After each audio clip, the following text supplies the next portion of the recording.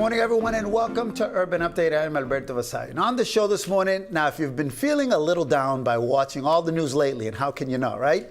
Well, we're going to give you a little change of pace this morning. We're going to give you some positive stuff. So I'm already pumped up because we'll have the folks from Junior Achievement of Northern New England. Now, as many of you know, that's the organization that here in New England represents the nation's largest organization dedicated to preparing young people to succeed in a global economy. We'll talk to their CEO and president and also one of their success stories, but that's in a little bit. Also this morning, a fabulous literacy fund right here in Boston, which focuses on making the dreams of adults with low literacy or limited English proficiency come true.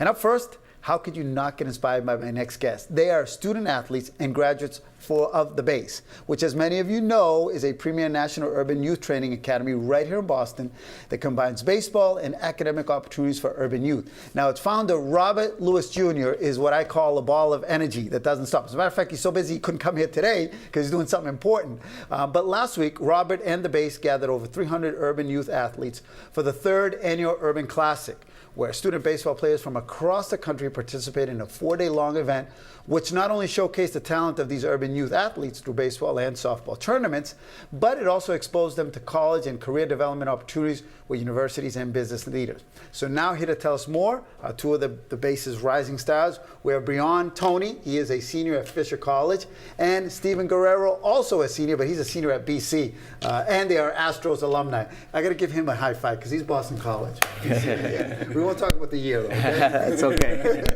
But how you guys doing? I'm doing great. Awesome. Doing well. First of all, where are you from? Where'd you grow up? I grew up in Dorchester. Dorchester, so you're proud of Dorchester right here, and you? I grew up in Hyde Park. Hyde Park. Both baseball players? Yeah, love it. Love baseball? Absolutely. And tell me a little bit about the BASE. So I just get a little description, but how do you describe it to people, like family members from across the country, when they say, what is this, the BASE? The BASE? I love the BASE. It's like a place to go. Like when I was younger, there was like everywhere you had to go, there was like, you had to pay money to have a membership, and I didn't have like a job. I was still in high school, so the BASE was like a place to go to practice baseball, and I love baseball, and it keeps kids off the street. So that's I was just gonna say, does that keep kids off the streets, that give them something else to do? So much. Like working there, I see a lot of the same faces there for hours, and when there's kids there from open to close working on baseball, and you gotta love it. How did you come across the BASE? So I played for the Astros, which that's kind of what started off before the BASE, and then June, we like to call him June, but Robert Lewis Jr., the players who played for him call him June. He had this vision, to kind of stride forward and make it be more than about baseball, and he incorporated the academics and the mentoring and all those initiatives to kind of get a whole well-rounded program to get kids to college and strive for the best. Yeah, let's talk a little bit about that, because we know the baseball part of it, but you just hit on it, right? This also gets you guys in front of universities, business leaders that ordinarily you wouldn't have access to, right? How has that changed some of the kids' lives?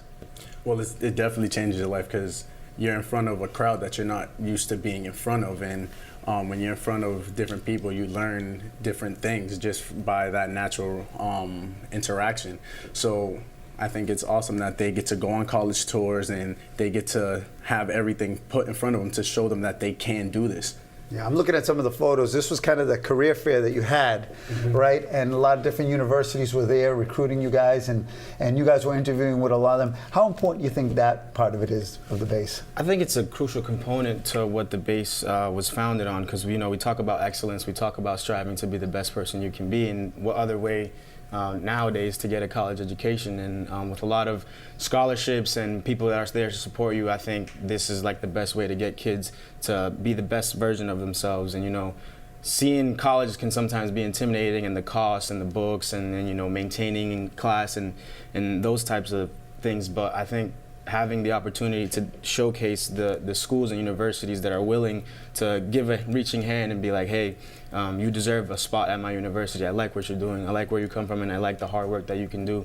And I believe that you can take that stride and be the best person you can be by getting a college education. Now, tell me a little bit of what you're studying at Boston College. I study finance and minor in African history. No, that was my finance. That was my major too, finance. Yeah. I think some of the teachers are still there. I hope some of the teachers are still there. How about you? How are you doing over at Fisher? I'm a psych major at Fisher. Really? Yeah, I love working. I want to work with kids when I get older, and kids with mental disorders.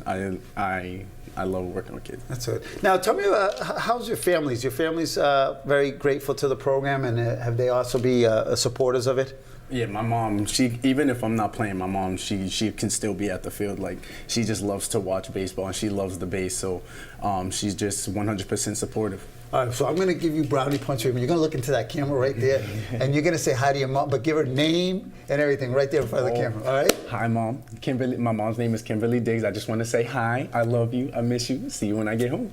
All right. He did a good job. Yeah. So you know it's coming, right? Yeah, absolutely. All right, you know which camera to look at? That one right there. All right, so now you do your thing right now. Just want to say hi to my mom, Aracelis Guerrero, my father, Pablo Guerrero. Much love, and I'll see you guys soon. You're the Guerreros? Yes. I think I know your family. You guys Dominican? Yes. Oh, I know the Guerreros. I should have started from there. So hi to Pablo. Absolutely. All right, good. So I think I've seen you when you were a little kid. Aquí, yeah. Oh, okay. Yeah. Aquí allá? Yeah. The program? Yep. Oh, I know the family. Small world. Okay. Sorry, I'll get to know your mom later. But anyways, guys, listen, I really appreciate you guys coming here. A little bit about Robert Lewis. I call him a ball of energy. Is that true? Oh, my God, yes. If you heard his pregame speeches, you'll see why we're riled up when we get on the field. Like, you probably heard him speak in front of, like, crowds, but when you hear him speak to us, like, you got to listen to just all the energy he just feeds us. I think we have a couple photos of him. I didn't get to really look at some of the photos. I want to kind of go through them a little bit. If Soko and the gang can just roll them through. Oh, I know this guy. Do you know the guy in the middle? Yeah. Sam Kennedy, president of the Red Sox with Adam Grossman. Yep. And they were there that day, right? Yeah, at the college fair. Yeah. Shout out to Sam Kennedy and the Red Sox. I know they're a big supporter of the base. Yeah. I know the guy on the right is Robert Lewis. Yeah. Who's the guy next to him? It's a He looks a great little question. familiar. Mayor of the city. Oh, that's the mayor. Yeah, that's the mayor, yeah. And so he came out and participated at your event as well, right? Yeah, that was the softball all-star game. Softball. I think he threw out the first pitch. Yep, Yeah. there's the first. Was it a strike or a ball? It was a strike. It was a strike? Yeah. All right, good. We'll give a shout out to Marty for throwing a strike. There's our boy Robert Yep. with some of the folks, yeah. That captures the essence of him, right? Mm-hmm. All right, well, thank you guys for strolling through the photos. I'm talking to the folks upstairs, but listen, guys, I congratulate you guys. Say hi to Robert and everybody over there at the base. Sure. And glad you guys came back. Thank you. I have a question. What's your all-time favorite sports moment? It had to be when the Patriots came back against the Just Falcons. last year? Yeah, just now. 28-3? You Yes. didn't lose faith? I didn't lose faith. I was hurt, but after when we started coming back, I just knew the train wasn't going to stop. All right, how about yours? I'd say the grand slam that Big Papi hit Against Detroit, the against Tigers. Detroit. 2013 in the Absolutely. playoffs. Yep.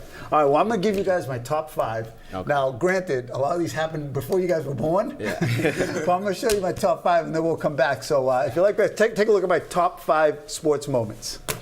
All right, so here are my top 5 Boston sports moments of all time. Here we go. Number 5, the Hail Mary pass that Doug Flutie threw in 1984. Why? It basically changed my life. It made me want to go to Boston College. Class of '89, baby.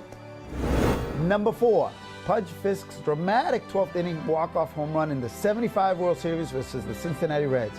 Many people call it the best game in modern baseball history. I was about 7 years old, and it started my love affair with baseball. Number 3, Patriots win first Super Bowl in 2002. That was their first one against the greatest show on turf, the Rams. We weren't supposed to win, but we did it. That one started it all. It was our first, but definitely not our last. Number 2, Game 7, 1984. Celtics beat the Lakers. It was Larry Bird versus Magic Johnson. Beat LA. We sure did, and it felt like the whole world was watching. And my number 1 sports moment of all time, of course, the 2004 Boston Red Sox. They did it. They break the curse of the Bambino. After 86 years, we win the World Series. It was awesome. All of New England celebrated. And for me, it was special. I was actually in the broadcast booth with Juan Pedro Yaman, who's later passed away. So a very special moment. I was actually in the broadcast booth in St. Louis when they did it. 2004 Red Sox, my number 1 all-time, actually sports moment of all time. All right, what's yours? Let me know. Write it down in the comments. Bye. What do you guys think? You approve? I saw you approve, right? Absolutely. All right. Thank you, boys. No problem. All right, when we come back, Junior Achievement of Northern New England, right here on Urban Update.